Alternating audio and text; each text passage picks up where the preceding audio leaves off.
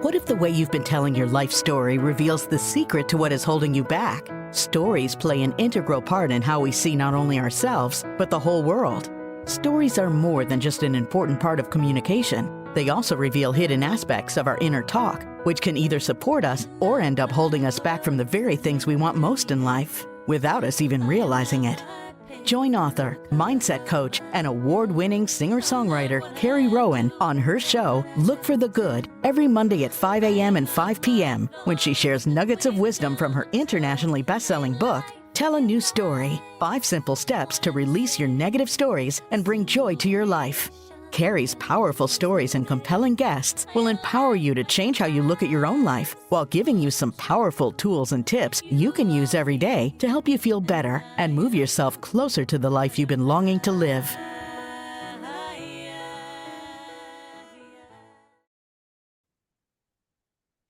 Hello, everybody, and welcome to Look for the Good. I'm your host, Carrie Rowan, mindset strategist and coach, and I just love talking about the stories and the nuggets, sharing nuggets of wisdom with each other about the stories that we tell, not just each other, but more importantly, ourselves.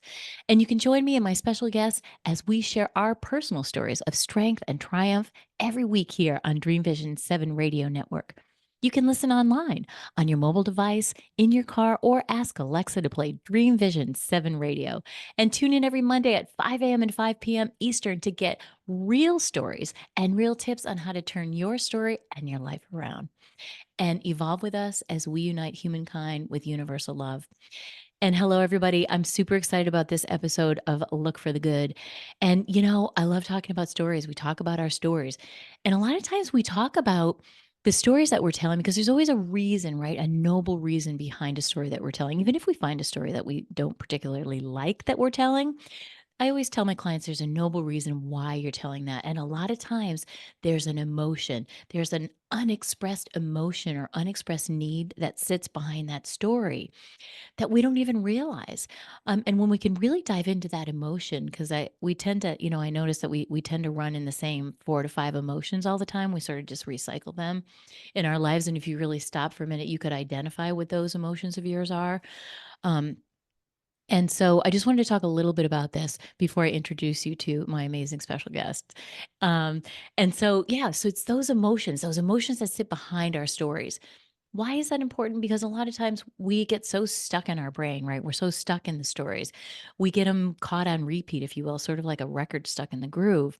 And until we stop and lift up that needle and kind of take a look at those stories and what sits behind them, a lot of times we as humans don't ever slow down enough to do that. We don't slow down enough to remember we're not even in our bodies, right? We're just running like we're a vehicle, like we're the Energizer bunny. And when we can stop and look and see what's underneath that and start to feel what those feelings are, we can find that, these emotions get stuck in our bodies a lot of times. And if we're not really connected to that and we're spending all our time up here, that's not how we live our best life. So we're going to talk a lot about the body today. And you guys know that I love to use different energy medicine tools. I love tapping. I love so many things, all stuff designed really to calm our nervous system. That's really what we're going to talk about today.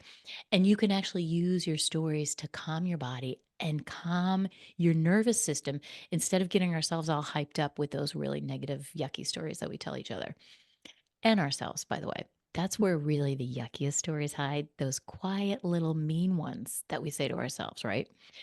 So I'm super excited to have Sara. Hello, Sara, and welcome to the show. Thank you so much for having me. Really thrilled to be here. Awesome. So good to have you here.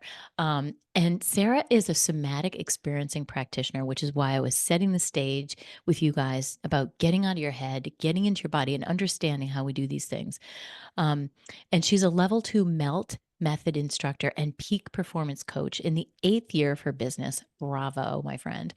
She's the owner of Somasynthesis Studios, where she creates spaces for healing, integration, and expansion to cultivate wellness, vitality, thriving, and wholeness across all layers of being. I love the way you describe that. Welcome so much, Sara. It's so good to have you on. Oh, thanks so much for having me. Absolutely. And, we were talking a little bit about you're multifaceted, right? And Mhm. I think a lot of entrepreneurs are multifaceted. I'm multifaceted as we we all are in our own way. So talk to us a little bit about, because you also you started off doing some stuff with sports work, like performance management. Talk about that because everything really is about our performance, right? How did you kind of create this whole somatic experience through what you first started with your coaching? Yeah, love that question. Thank you. So I was a guidance counselor in a high school before I quit my job to sort of take care of my body. And stepping into that, I immediately was overwhelmed and my body started to send me signals as I was there that it was too much for my system. And so Mm. when I left to take care of sort of these whispers that turned into screams and turned into my body breaking down, because my story was I've got to keep going and I got to keep doing, and this is what you do when you're a mom and you have a family and you need to make money. And Yeah. I finally was able to listen and quit that job to take care of my body and to listen really deeply around what would be a good fit for me. And at the time, my father was a sports performance consultant. And so I had been training with him and I did training called somatic experiencing, which is a trauma modality that works with the body. So for anyone listening, somatic means body. And so somatic experiencing is really looking at how our nervous systems are wired and how that governs our thoughts, our behavior, the choices that we make when it's left running unconsciously. And so as I did that training, I woke up to all these ways I had been shut down and started to really be able to take care of myself and start to choose into work that lights me up.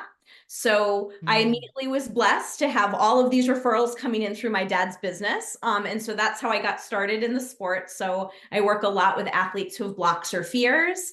And then that started to translate into humans with blocks or fears, or business people with blocks or fears, or my fellow entrepreneurs that are nervous to do a podcast or to go live on Facebook or to put themselves out there in their alignment and their expression in the world. And so I work with athletes, and that was sort of the primary income for a while. But my real love and passion is working with particularly women and mothers. I have two boys. And, when things get overloading and overwhelming, how we can be able to be more conscious of what our body is doing, what's driving us behind those stories, like what's running the motor, so Mm. that we can start to really slow down and take care of ourselves, which in turn creates just a healthier life. And from that place, we're able to access our potential, whether you're executing in your sport or you're wanting sort of to have capacity to hold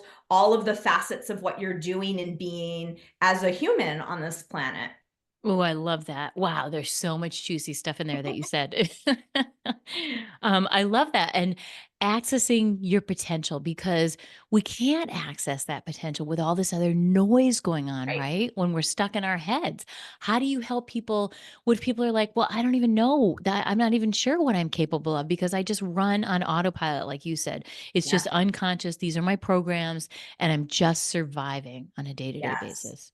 Yes. And I really think that a lot of us don't realize when we're operating a certain way that there's potential for change, that Mhm. we often feel really stuck or blocked when we just get in this rut of what we're always doing.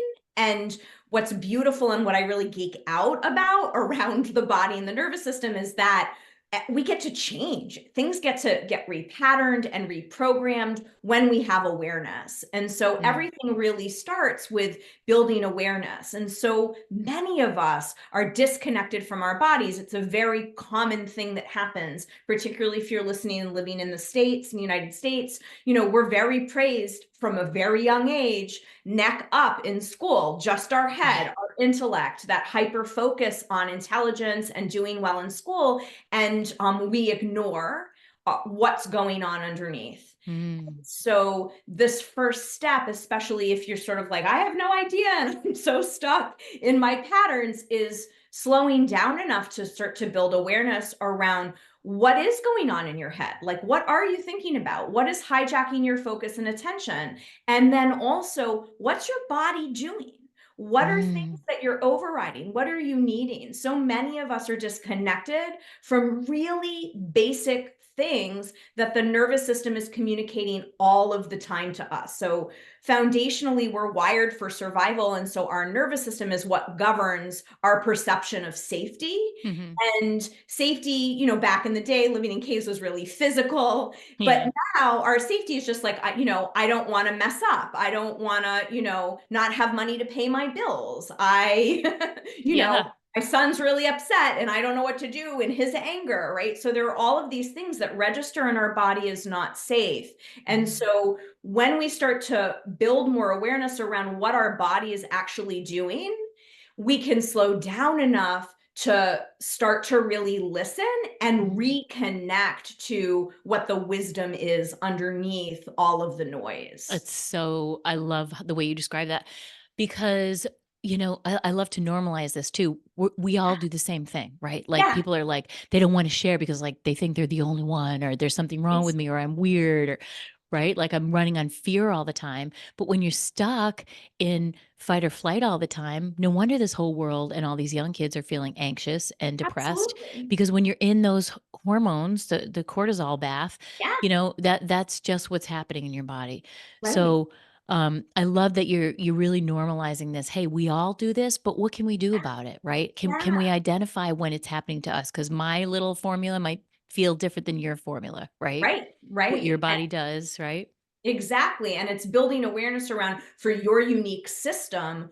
What Mm, are those things that are happening? And so, a really great place to start if anyone's like, oh, like I'm so disconnected from my body, you know, and usually we don't notice until there's a big problem. And it's yeah. very similar in our brain. We're not noticing the little whispers. Yeah. We only notice when it's loud and we're shaming ourselves and we feel like crumb cakes here, right?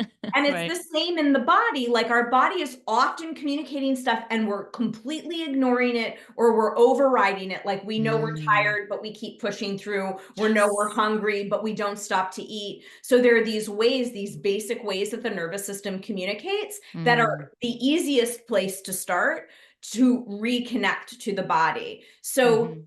how many times do you ignore that you have to pee? And you Right. just That's hold a it a bad little one. bit longer, right? Like, you know, and so that's a great, easy one to start with. As silly as Mhm. that is, like, Mhm. can you honor your bathroom cues and Yeah. actually get up and go use the bathroom when you have to? Or your hunger cues. How many times are we not eating because we're busy, we're Mhm. excited, we're stressed, we're just Mhm. in our days and then we're not eating?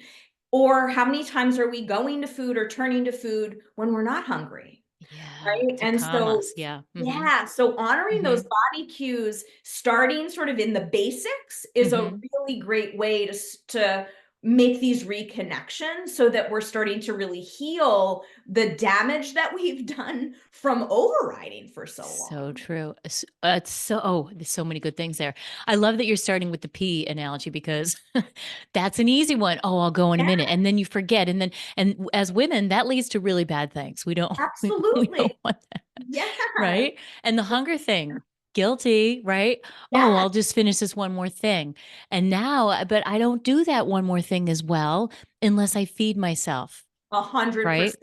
Right. Back to your performance thing. Yeah, and that's the funniest thing about all of this. Like, we are sabotaging ourselves and our bodies in service of what we think is being productive and useful and like getting to the goals. But in reality, when we actually build and rest, when we actually Mm, basic needs take care of our bathroom, of our food, of our sleep, of our hydration, that's going to set up our organism. Like, because newsflash, everyone, we have these bodies we're living in. Like, they operate in a certain way. And when they're not getting the fuel that we need, they're not going to be at this optimum functional place, which is yeah. why we get headaches when we don't need, or we get brain foggy, you know. And so if you're reading the same line in your email over and over again, or you can't formulate that sentence, that's a needs check. Like, what do I need right now? Because so Mm, many of us are used to ignoring it that we yeah. don't even know what it It's is that true. we We're need. numb to it, right? We're like, Yes. we're numb to it all. We're so used to pushing our feelings down, suppressing emotions. We suppress the bodily things.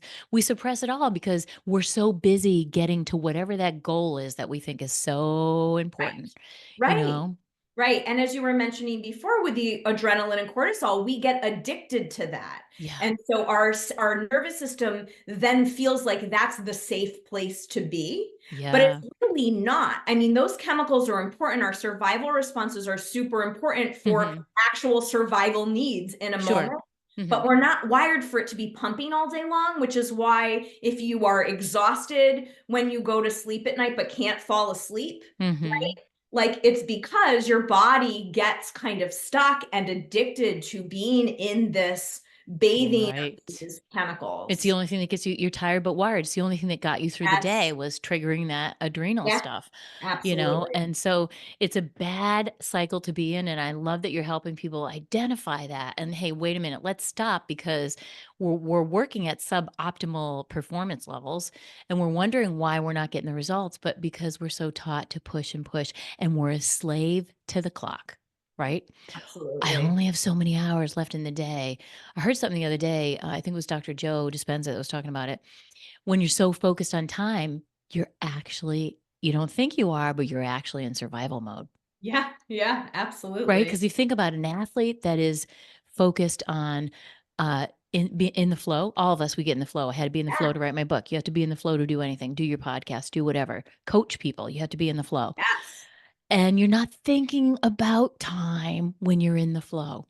Right, right. Right? Which is the Yeah, thing. So if you're so obsessed with time, you are in fight or flight, my friend. That to me was like an aha moment because I do. I'm always looking at the time. I'm always like, "Oh, I don't have enough time," or "I only have this much time." That story, you know? yeah. And that actually means that you are not paying attention to your body and what it needs at that point in time. I love that. Exactly. I love that. So you're helping people bring awareness. You start with the basic fundamental stuff, hunger, sleep, all those Yeah. things. And then what do people do when they find that they're just so wrapped up that they can't stop or they don't do you give them a built-in mechanism or a time frame or how can they just stop if they just get in that mode Yeah. where they're not even aware and they don't know how to become aware? Absolutely. So a really good place to start is like setting alarms. So, we're going to start with a pause as opposed to like, I'm going to take a half hour or an hour. I mean, in an ideal world, like we would be pausing for, time chunks and giving ourselves breaks Sure. and stuff. And I really get it. We're running businesses or, we're, in high stress jobs and we're having families and we're coordinating lots of pieces. Like I really get that very closely to my Yes. soul. And so for me, it's like, where can I weave in moments? Like Mm. in my day, where are things that already exist that I'm doing? Like what rituals already exist? Like I brush my teeth every day, 2 times a day, go to the bathroom multiple times a day. Yep. I walk out to my car a couple times a day or walk back into my car. So identifying times and spaces that you do things regularly. And then those moments get to turn into pauses. And it Mm. starts with as simple as just pause. And then you might feel the urgency to go right back into the thing and you go right back into the thing. But we got to start somewhere. It's sort of like, where can I fit a little moment to just feel my feet, to look Mhm. around the environment I'm in and just recognize, oh, I'm a body in a space right now. And then the Mhm. second step from there would be if you can stretch out that pause from 30 seconds to maybe 90 seconds, Mhm. it's a check in with yourself of like, what do I need right now?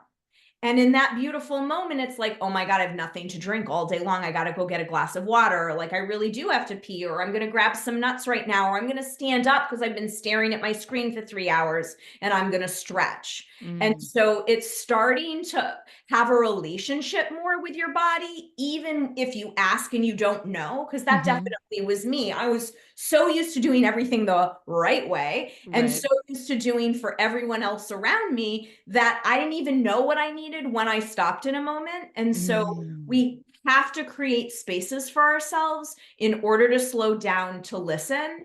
And when we've been operating in this high functioning, as we're talking about, it's challenging, but we can start in these really tiny, tiny ways. And I'll give you a Mm. really quick example. Mhm. When my son was a small child and I had to bring him to, before we homeschooled and I had to bring him to preschool, no matter what it took to get out of the house that day, the tears, the chaos, The minute I buckled him in and shut the door in his back seat, that 30-second walk from the back seat all the way around the car to my front seat was my time. I Ooh. looked at the sky. I felt my feet. He could have still been screaming in the car. Still my time. I took a nice breath of air. I noticed there was a bird that flew in a tree, and then I got in my car. And so Wow. it became an opportunity, even if it was just for a very sweet moment, to find myself again in the fullness. Oh, I love that walk around the car.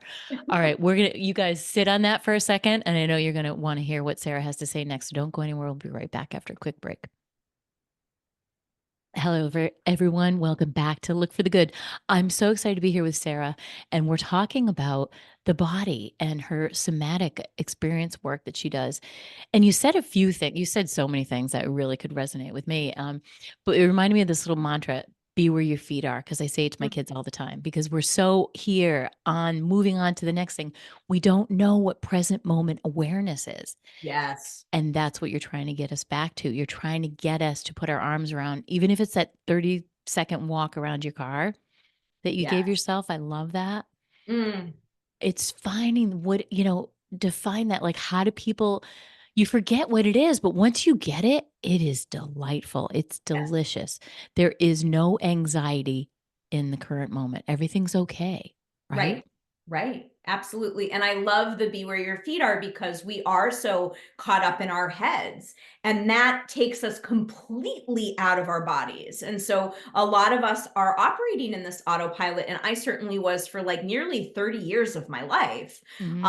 Of, there's, I identified as being shut down, but there are two kinds of shutdown. Like I can be shut down and I Mhm. can't get out of bed. But for those type A perfectionists listening, the other kind of shutdown is I can't stop doing and moving and being and getting all those things checked off. And, and so the Guilty. yeah, I see you.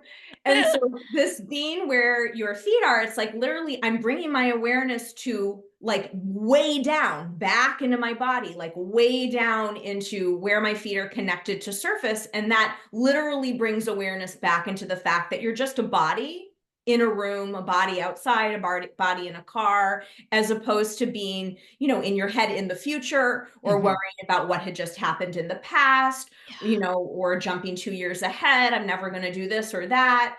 And really makes a huge shift around then how we're in our relationships and in present moment conversations with people, and how we're doing our work and living our lives.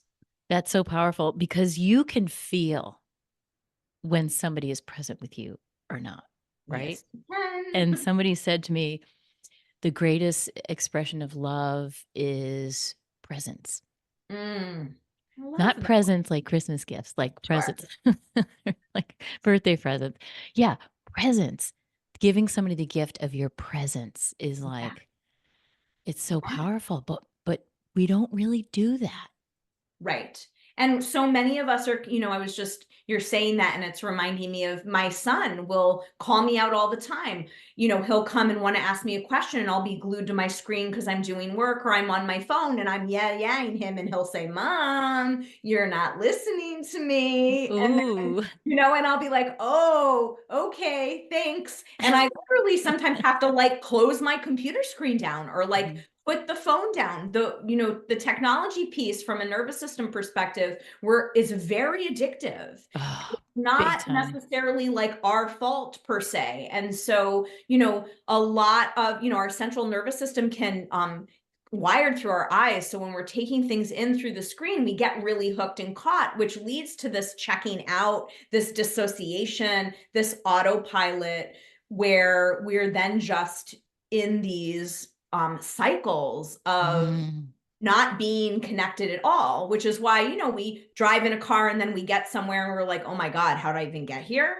Or the day is over and it's like, oh my God, like, was I even in my day today? You know? Right. Yeah. It's the worst because you feel as if you're losing time, even though when you were in that moment, you were lost in whatever it was you were doing, not in the good way, in the, Right. hyper vigilant way. Yeah.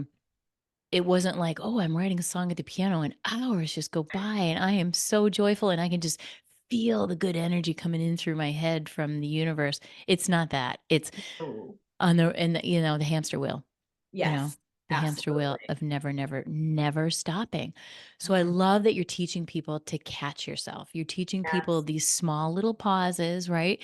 It really does remind me of the Pomodoro method, which I love, of time Mhm. management, which is where Yes. you use your phone and your chunk. I wouldn't have my book, 13 chapters, written if it wasn't for that. Right. But what's built into it is, yeah, set your timer for 50 minutes to get your thing done, but then you get a break after that. It Yeah. builds the break in, and that's what's missing and what people are doing. Absolutely. And like we were saying before, like sabotaging it in service of this, like, productivity or Whatever that means, right? yeah, whatever that means. And I had to like really reset myself about a year ago with my business because I wasn't giving myself the day off at Oh, all.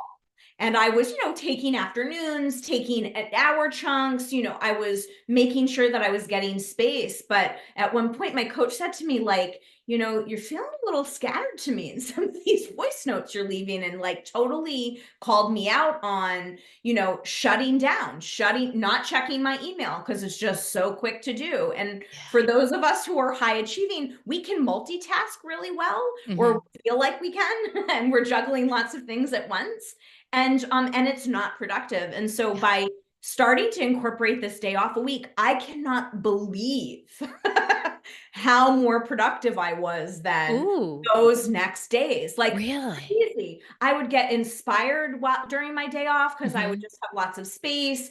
Creative ideas would come through instead of sometimes I used to like create space to generate like Yeah. business creativity, and then I was like forcing it. I'm like meditating for work, which is not, Yeah. you The know, irony of that. yeah, right. And so creating that space then created more capacity. And this is what I'm really passionate about with Mm. my clients, of like, how do we have more capacity in our bodies physically to hold more, to do more, to do Yeah. all the things we're wanting to do without shutting down, without checking out, without getting sick, without hurting our bodies. And that really, really starts with this body Mm. awareness. So interesting. I love that you're taking the day off. We're gonna have to talk about that when we hang up here with the call, because I totally feel like I need that. But I was listening to something the other day. I forget what it was, but it was very cool about Einstein and how he didn't sleep as much as we might think that people would at night, but he loved naps because that's where Mm. his biggest creativity Oh, came cool. from his naps. Isn't that so Yeah, cool? I believe it. I Yeah. believe it too. So he would get himself kind of half sleeping and then wake himself up and get his pen because that's where the creative stuff came. Not when he was running around like a maniac. Right. I picture him as this like super cool, chill dude that was in charge of everything that he did. You know what I mean? Right. Deliberate. He was deliberate, intentional. It's amazing because we need space in order to receive. If we're Yes. busy and filling our time, our channel is not going to be open to receive those good ideas Yep. or to have clear brains and, be able to focus in the way that really is, quote unquote, productive. Yeah. Or to do anything about the ideas that we get, That right? We can, 100%. right? We could be flooded with these ideas. And again, and not in a really, organic way that we're getting them, and then it's just adding to that hyper vigilant, chicken with its head cut off Yeah, running pace. absolutely. Or as my husband likes to fondly say about me, running around like your hair is on fire. Oh, yeah, that's a good one. I get that one a lot. So so give us some of your what are some of your favorite tools? Like, I love meditation. Most people know I love meditation. I have 5 meditations in my book for each of the steps in my book, a guided meditation. Because it brings me back to me. It brings me back to Mm, my own self and who I am and into my body, right? It gets me back into myself because I could just be out here all the time. So yeah. give us a couple tips. What can people do to help them get to know their bodies and their messages a little bit better? Yeah, so I think a really good place to start, because so many people struggle with meditating, and it's like, particularly if you're identifying as operating in this profile that we're discussing, if you're highly activated in your nervous system, if you're highly stressed out or in those, chemicals, it's going to be Yeah. really hard to take your body and sit still. Mm. So it's giving yourself lots of permission to with whatever your body is needing and meeting yourself where you're at. And so in these little pause moments, one of the things that I would invite anyone to do is start to just see what it's like to lengthen your exhale.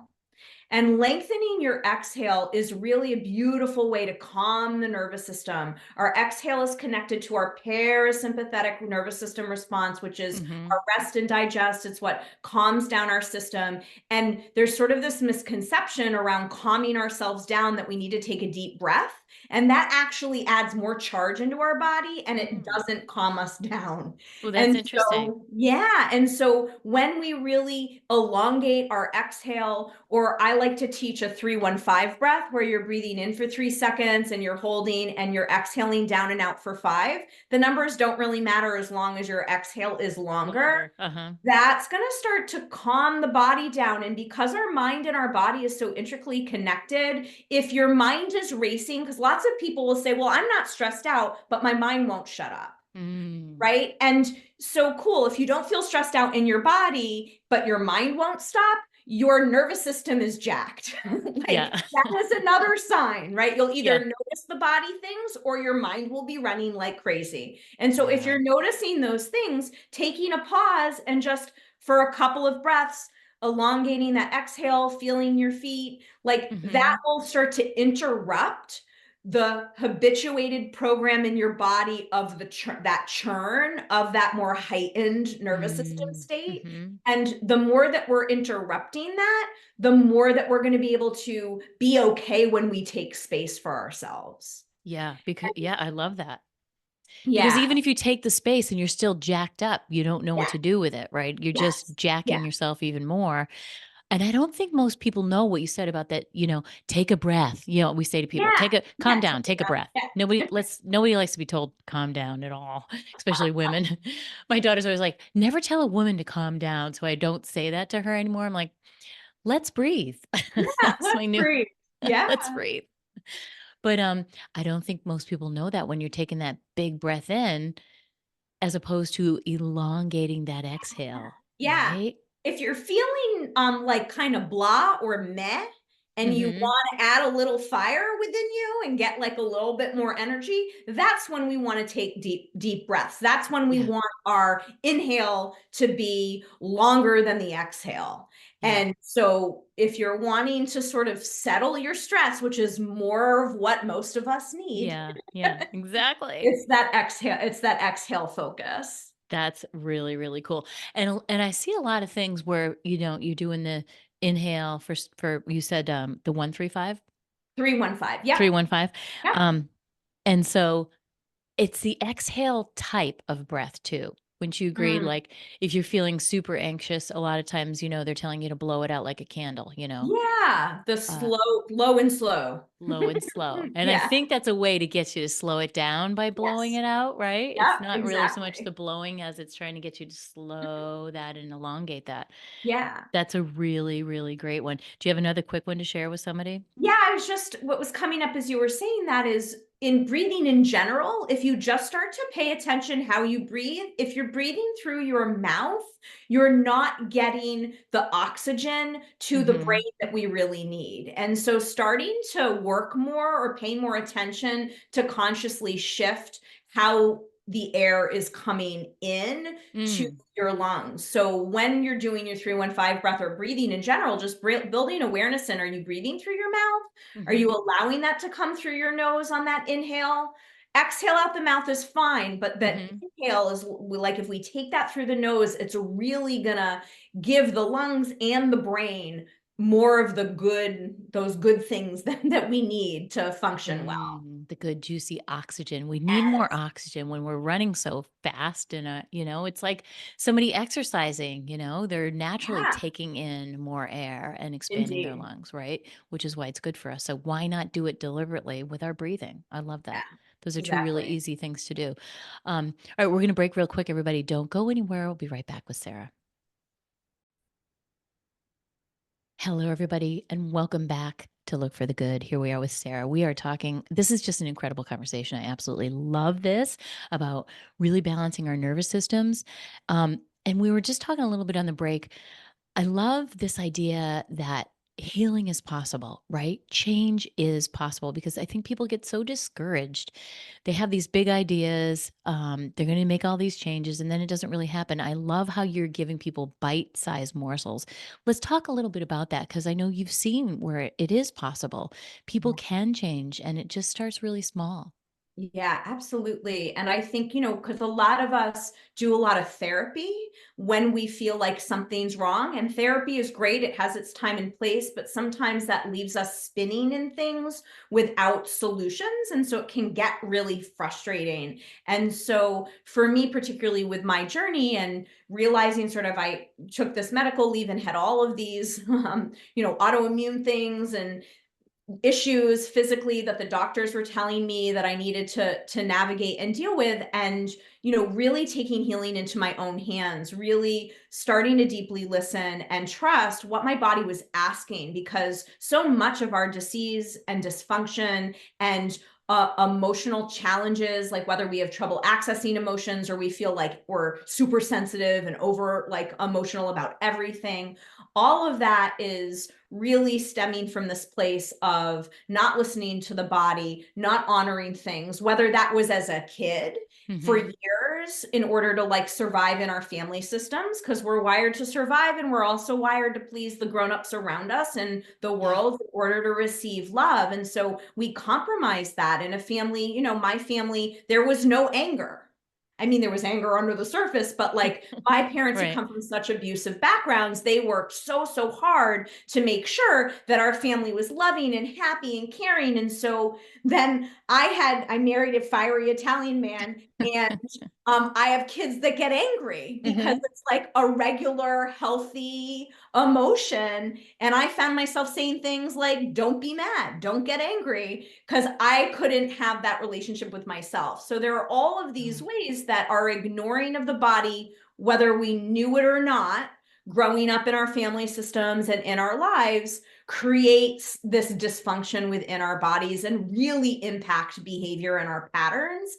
And Hmm. so for me and my journey, really this reconnection and then honoring my body and learning how to access emotion and thawing some of the freeze and the stuckness that was going on in my system freed up space in my body to like actually heal and feel better and have lasting change. And so I hope that I can be a mirror of potential and possibility to anyone listening, that like we're not stuck one way. Even if, I was one way, it was like overachiever, stuck in my head, always stressed out at a 10 max Hmm. for like 30 years. Wow. And I was able to repattern. I was able to heal a lot of my autoimmune illness stuff, my weird, rare diseases that doctors said would never resolve and always be an issue, because our body has miraculous healing potentials that we're not taught about. So And so true. healing is possible. So true. I love that. Thank you for sharing your personal experience too. And I feel like a lot of that is true for these autoimmune things, right? Yes. That is Yes. the body scream. Those are the things that can't be healed. Those are the things you struggled with it. It's chronic. And that's when you turn to a natural healing solution, like we're talking Yes. about here. Because really it's your body screaming. It's like, hey, we're actually attacking ourselves because you're not paying attention to what we need. And it's that language. It's understanding that language of the body. I love that you're educating Wow. people on that, right? Yeah. Yeah, that subtle language of the body, because a lot of times what happens, unfortunately, is something else is going to stop us, right? Either an accident or a big Yes. disease, and we don't want that to happen. We don't want that to stop. Right. Why not figure it out now before Yes. the crisis comes? What a good idea! Absolutely. Talk about how we can switch our mindset on that and realize how important this is, and really be proactive in our health.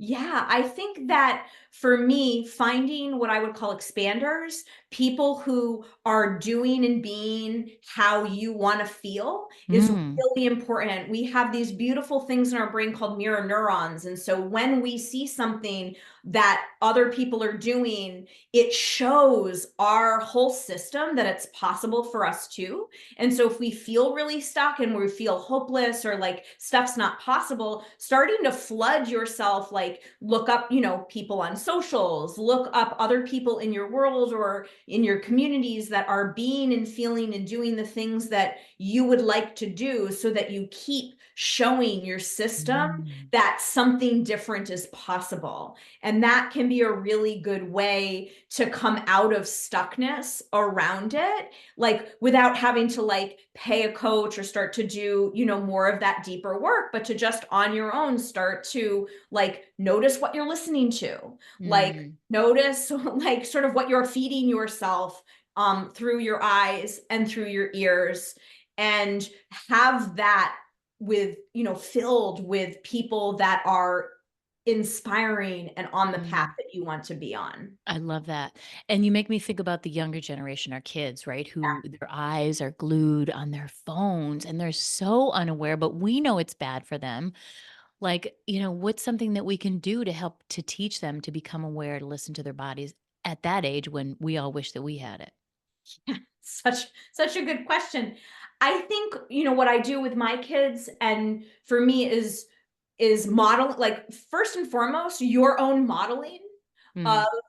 how, you know, healthy ways to be with technology is huge. You Mm. know, so putting my, you know, I really now, ever since my son said that to me a couple years ago with like, mom, are you paying attention? Ouch. You know, it was like, whoo, this is like my work. And it was right in my face. You know, anytime he says, Mom, I put my phone down. Or if I'm Mm. working, I'll say, 2 minutes, buddy, you know, give me a second and I want to give you my full attention. So you modeling that yourself as, you know, the adult in the space has an amazing ripple effect. Working on your own nervous system, navigating and healing your own mindset and your own body has a beautiful ripple effect Mm. Oh, in, yeah. in a way that telling your kids to do a thing doesn't. So they don't listen anyways. No, that is so it's so true. Like it's the small things. Like I can't stand phones at the dinner table. Like Yes, I'm kind of traditional in that. I still cook dinner and I like a family dinner. And yes, both my kids are back home now, so I really like that. It's good quality time. But I don't want to see that phone. You right, know, even if my husband brings it over, I don't want it on the table. I just don't even want to see it. Put it right, over there. This is the no phone zone, right? yes, I yes, try to never sit at the dinner table with my phone. yeah, Right. So yeah, so I love that. It's the modeling. It's always been that. We just yes, forget. We want to tell our kids everything, but they're not listening anyways. right, Right? It's the right, showing. It's the yeah, showing. I love that. I yeah. love that. That's really powerful because I think we forget about that. Yeah, and real quick, the other piece too is just when kids are naming emotions or naming that they feel out of sorts or naming Yep. that something is up, asking them what they notice. Like, because my Mm. son will say, like, you know, we're on our way to tryouts for basketball, and he'll say, my stomach feels funny. And I'll say, oh, Ooh. what are you noticing? And he's like, oh, it kind of feels a little fluttery and I feel a little nauseous. And I'll normalize that. So normalizing what they're naming. Oh, that must mean your nervous system is a little bit worried about how you're going to do. Like, and so putting to language when there Mm. are openings, when kids start, Yeah. because often kids will kind of like drop these little comments. And if Mm. we're present and able to be attuned to what they're saying, we can hop on moments and use Mm. that as a subtle teaching and mirroring and normalizing of what they're Mm. experiencing. And then that helps them identify it themselves Mm. more as they get older. And I love the naming. And what you also just said is that I love the way you said, oh, that's your nervous system, not Mm, you. Oh, yes, that's you. You said that's right, your nervous system. Oh, saying it that way makes me think that I can work on that or I can have more right, control over it. right. Exactly. That's really powerful. I love it's all about the wording, right? It's all that Yeah. NLP stuff. So, oh my gosh, this has been so amazing. So, um, this is a really cool thing. You and I are going to both be at the Natural Living Expo, right? Yes. In November. Tell us where they can find you. Where's your booth? We both have booths and we're both speaking at that event. Yes, I'm in booth number 9, right across from the food. It's my third year. Ooh, I love that spot. I'm right on the corner. Please come nice. and find me and say hello. And I'm also speaking on Sunday in Salon D at, I believe it's 12 o'clock. Um, Okay. And I'm speaking on Wired to Thrive, accessing your body wisdom. So talking more about the nervous system and talking about how we really can harness our innate healing potentials in our own bodies to generate and activate our healing. Whoa, that is awesome. Ooh, nice little plug there. Okay, so this is on November 15th and 16th at the Trade Center, the Royal Plaza Trade Center in Marlborough. It's called the Natural Living Expo. Go to naturalexpo.org and get all your details, get your tickets, all that good stuff. There's a you'll hear the little commercial spot here, so you guys know where to do all that because it's going to be amazing. And I'm going to be there in person signing books, and I've got to talk to Sarah's going to be there. You can go to her booth, number 9, right across from the food table, which is delicious, by the way, the healthy food Oh, area. they have such good food. It's my favorite. I don't know how you're standing there all day long and not like having a little bit of everything. And those big chocolate covered strawberries people walk by with, Oh, what yeah. are those delicious things? So be there, you guys. And Sarah and I will both be there. This has been so amazing. I love this conversation. One more little tidbit before we leave. I love the idea of a personal mantra. I said, be where your feet Mm, are. I also have one right above here. You guys can't see it, but it says, things are always working out for me. That's my oh, favorite little yeah. personal mantra. Yes. Share with us your favorite little personal mantra. Oh, there's so many. So I also do a similar, it's always working. It's always working. Mm. I love that one for me. There's an abundance of time. There's an abundance Oh, of time hold on. I'm writing that one down. Hold on. I need to put that. There is an abundance of. time. And the other one that I do, not necessarily a mantra, but I used to have sticky notes up all around the place. If you struggle with slowing down and rest equals doing. Rest is a Ooh. productive state. Rest, you're actually doing something. Your body is repairing, your body is rebuilding cells, it's regenerating. And so for the part of us that like gets scared about slowing down, like it's safe to slow down, and rest Mm. equals doing. I love it's safe. Hey, Einstein did it. Yeah. What Yeah. could be wrong about it? Sit down, stop, put your feet up, pet your cat, take a nap, go out to the jacuzzi, whatever it is that's going to revitalize yourself. I will often just, sometimes I feel so overwhelmed. I just have to stop everything Yeah. and get out of my office, Yes. strap my shoes on, and I go for a power walk up in the I love neighborhood. that. Yeah. Yeah. Or keep the shoes off and stand in the grass. I do that. I was just doing that earlier today. I had grass on my shoes when I came in. Yes, because let's tell them why. Because that discharges all the negative energy. It's an immediately the earth is right there for us with all of its negative ions, pulling all the junk out of our Yes. body. Yes. So The earth powerful. is a regulated being, and we're in a world with lots of dysregulated beings. And so getting with people and spaces and places and nature is our greatest ally and resource for helping to support our settling and calming Yeah. and accessing ourself.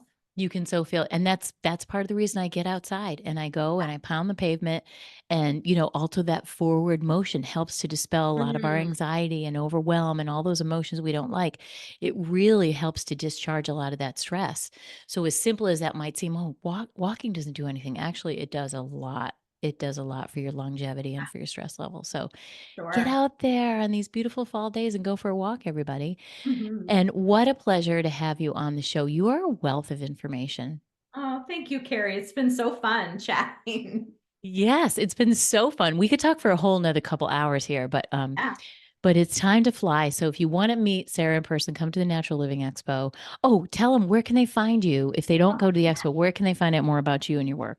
sure. So my somatic work is saravatore.com. Sarah doesn't have an H. And my performance work is peakperformwithsarah.com. And on there, you'll see, I have a blog that I've been doing for 8 years, and, so lots Ooh, of free resources on there, and writing because I love to write. And then all of the different offerings, as you mentioned, I'm multifaceted. So there are lots of different ways to work with me. Somatic coaching, I offer one-on-one customized retreats. I also have a podcast, Multidimensional Transmissions. So you can kind of check all those pieces out. wonderful. And so we love to spell because not everybody will watch the video. Oh, sure. But there are also people. So it's Sara Vatore, Sarah without an H, SaraVatore.com. So check it out and come and meet us in person at the Natural Living Expo. And thank you so much again for being on the show, Sarah. It's truly been a pleasure. Oh, thanks, Carrie. Appreciate it. You're welcome. And remember, everybody, it is never too late to live your best story. And if you want to find out more, get on my email list. You can get all the little tidbits of what Sarah and I talked about between the breaks. Go to my website at carrierowan.com and sign up. Click on the podcast button and sign up for that newsletter. And again, be well, everyone. Take care.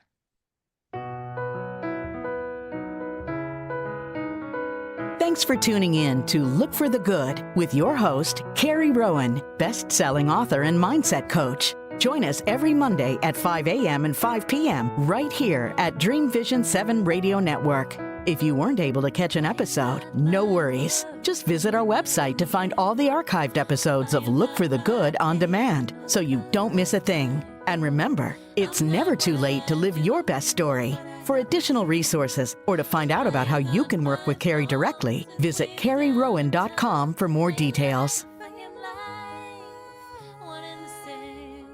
Assume